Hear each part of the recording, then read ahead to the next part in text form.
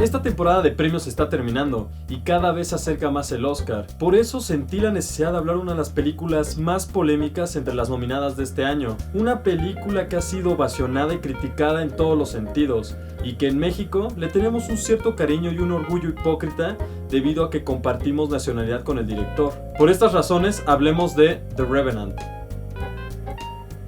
The Revenant muestra la historia de Hugh Glass, un guía en una expedición de pieles que es atacado por un oso y lo deja muy mal herido, haciendo que el personaje que está encargado de cuidarlo lo abandone a su propia suerte.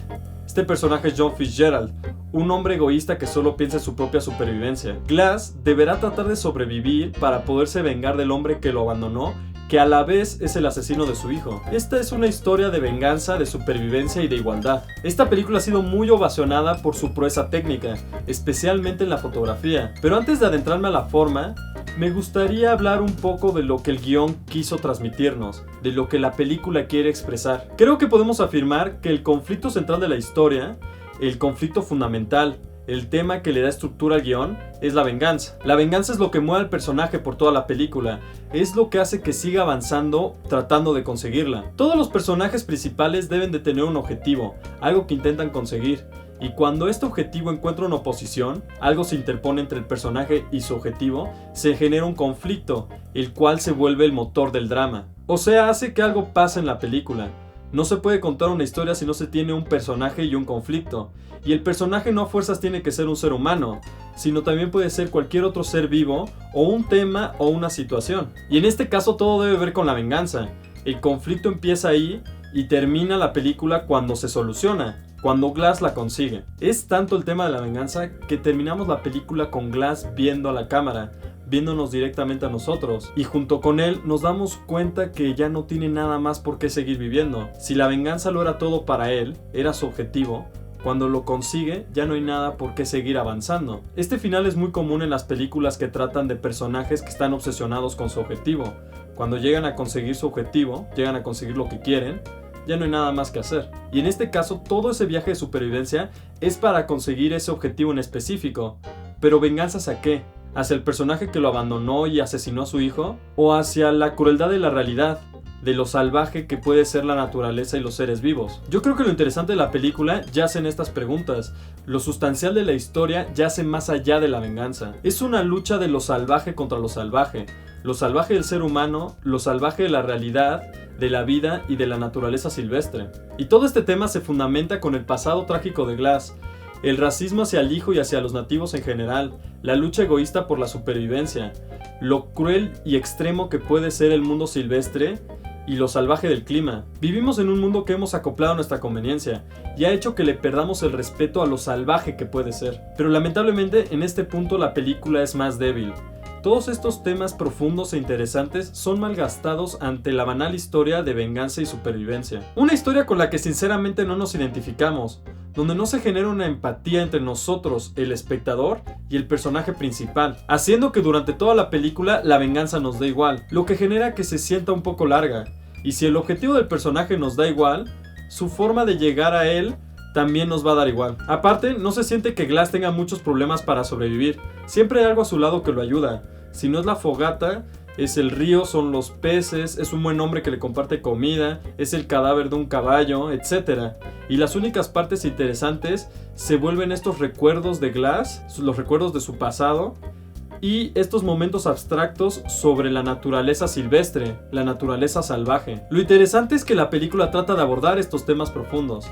Se siente que busca expresar más que la sencilla y sinceramente aburrida historia de venganza. Busca indagar esta parte filosófica de la naturaleza y el hombre. Iñárritu es un gran director, nos lo demostró con la que yo considero su mejor película, y en The Revenant se siente que todos estos momentos abstractos y el pasado de Glass buscan profundizar justo estos temas. Esas tomas no están ahí solo para hacer bonita la película, o como los alumnos de las escuelas de cine dirían, para crear poesía visual. Esto es lo más patético que podría hacer un director, poner escenas que no tienen sentido en la película, pero porque se ven bonitas, se ven artísticas, las pone para aparentar que hace un cine más profundo. The Revenant no es una mala película, pero sí creo que es un intento fallido de algo que pudo haber sido sublime. Siento que la película se pierde en espectacularidad técnica y deja a un lado lo más importante del arte, la expresión. Justo los temas más interesantes y profundos no logran ser bien abordados. Pero como ya dije, no es culpa de que Iñárritu sea malo, o de que el equipo creativo sea malo. Yo creo que la culpa la tiene la producción, pero no hablo del productor, sino la producción en general. Al final creo que lo que acabó hundiendo la película en este aspecto fue la ambición de Iñárritu, la ambición de querer retratar la crudeza de la naturaleza de la manera más cruda posible. Tratar de filmar la película de forma cronológica, o sea, filmar las secuencias en el orden en el que están en el guión, es complicado y requiere mucho tiempo, y es aún más complicado si las locaciones son complejas para filmar. Iñárritu decidió rodar esta película en orden cronológico, en locaciones reales que son complejas por la accesibilidad y el clima, y con luz natural, lo que hace que se reduzca el tiempo de rodaje a solo unas pocas horas al día, porque te tardas mucho en llegar a una locación, la luz no está como tú quieres que esté.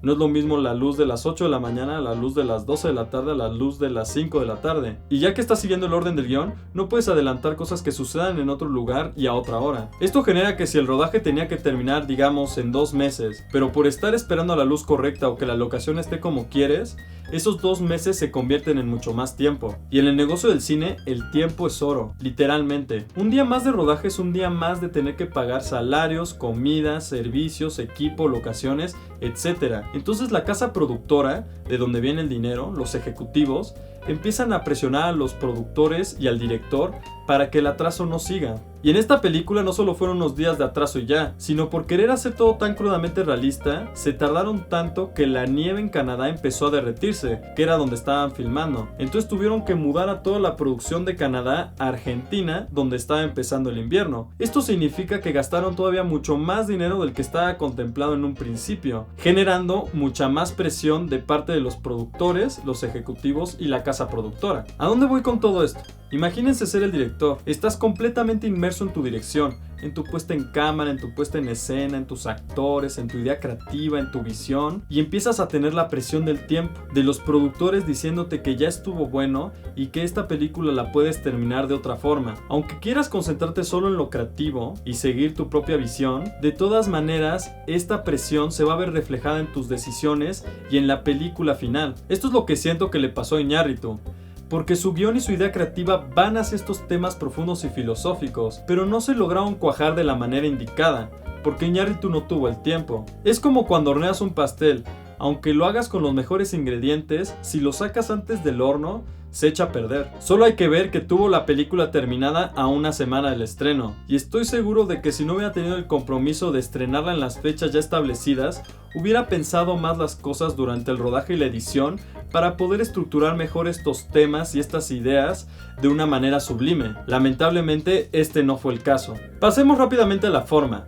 La fotografía de Lubezki es absolutamente hermosa. Como ya sabíamos, él es un genio. Y para mí, esta fotografía es igual de hermosa que la de The Tree of Life, solamente que carece de la profundidad. Creo que lo más interesante de Lubezki, más allá de su técnica perfecta y sus hermosas imágenes, es que es un fotógrafo que busca que sus imágenes cuenten más sobre la historia, que apoyen a la dramática que está planteada durante toda la película. Lo único malo es que en este caso no se lograron abordar bien estos temas profundos, por eso se siente que la fotografía carece de esta profundidad que Lubezki siempre tiene. Pero estoy seguro que sin la fotografía de Lubezki, esta película no hubiera llegado al nivel al que llegó. Técnicamente la dirección también es bastante interesante. La película cuenta con una puesta en cámara muy atractiva y propositiva, con tomas que sirven perfectamente para generar el miedo y la angustia en los momentos en el que el personaje es atacado, como sería en la secuencia inicial, donde como espectadores nos sentimos dentro del ataque y no sabemos de dónde vienen las flechas. La secuencia del oso, que es sumamente fuerte, y junto con Glass sentimos la impotencia e insignificancia ante la naturaleza. O la secuencia donde Glass escapa con el caballo y la cámara magistralmente lo sigue. Son solo unos ejemplos de una puesta en cámara y una puesta en escena dignas de un gran director como Iñárritu. Aquí entramos en un tema controversial dentro del cine.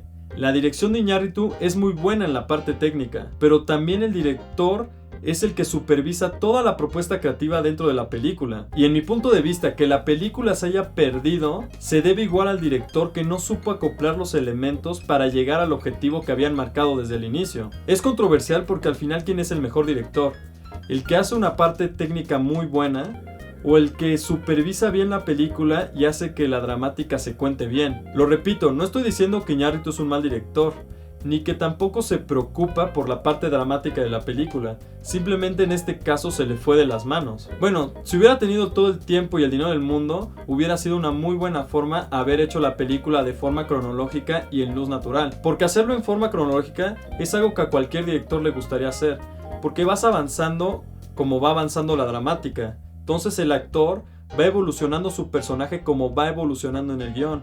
En vez de tener que filmar primero una secuencia donde el actor tiene que llegar fríamente a decir así, aquí estaba preocupado porque acaban de matar a mi hijo, en esta va avanzando y se muere el hijo y ya puede ir explorando esas partes en su interpretación después. Hace que la actuación sea mucho más verídica y funcione mejor para la dramática. El actor hasta te lo va a agradecer si lo haces así, porque tiene que ver mucho con cómo haces teatro.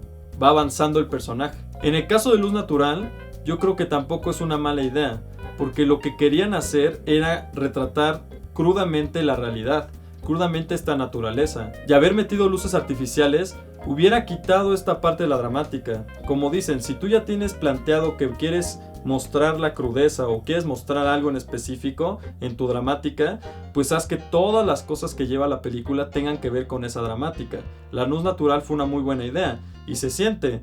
La fotografía no sería lo mismo si no tuviera la luz natural. Justo esa parte sorprendente es la luz natural. Estamos ya muy acostumbrados a ver películas con luz artificial y cuando vemos una con luz natural se vuelve más impactante. Y en esta película funciona porque la dramática va hacia ese punto. Lamentablemente Iñárritu no tenía todo el dinero y el tiempo del mundo para que funcionara esto. Los contras de hacer la película cronológico o de filmarlo en luz natural es el tiempo que toma, y el tiempo, como ya dije, es oro en el cine. Antes de concluir, me gustaría mencionar algo que siento que es importante reflexionar. Hay un cierto tipo de orgullo y ego en México por el reciente triunfo de Iñárritu y los demás mexicanos dentro de Hollywood. Pero no olvidemos que estos talentosísimos cineastas mexicanos tuvieron que dejar México e irse a otra industria porque aquí no pueden hacer el cine que buscaban. La última película de Iñárritu en México fue Amores Perros hace más de 16 años. La última de Cuarón fue Y tu mamá también en el 2001 y la última de Guillermo del Toro fue Cronos en el 93. ¿Qué nos dice esto de la industria del cine en México? ¿Qué nos dice de un país que hace que sus talentos cinematográficos tengan que emigrar a otros países para poder alcanzar su potencial?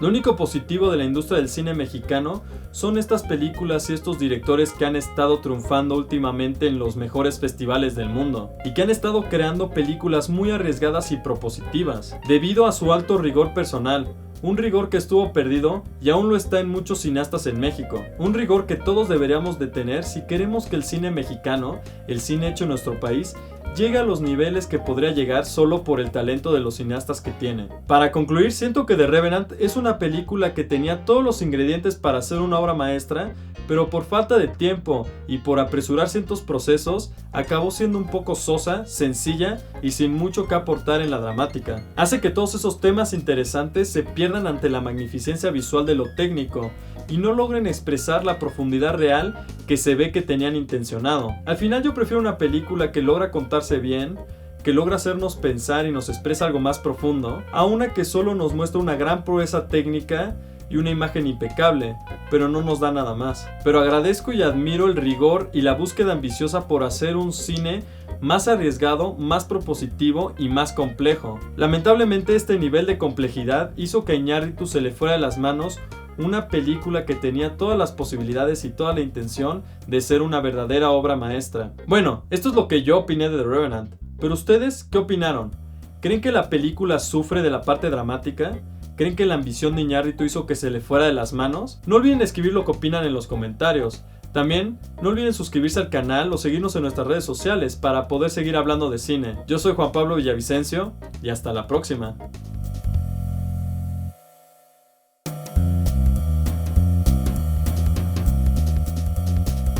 He estado pensando mucho de lo que me gustaría hablar de esta película, y yo ya sé que se ha comentado demasiado.